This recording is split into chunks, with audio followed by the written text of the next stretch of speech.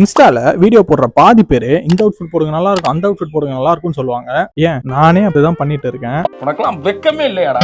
But அவங்க சொல்ற எல்லா அவுட்ஃபிட்டும் எல்லாருக்கும் செட் ஆகுமான்னு கேட்டீங்கன்னா இல்ல. No, it's very bad.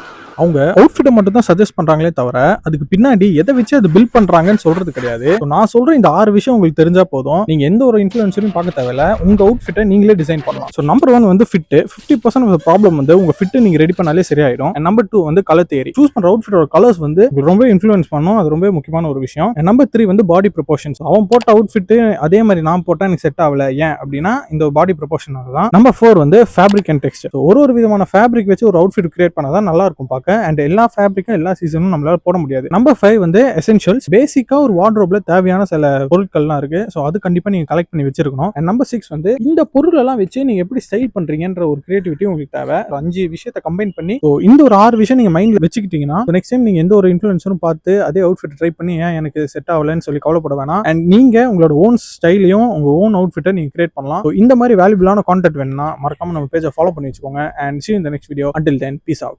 உறுதியா இருங்க.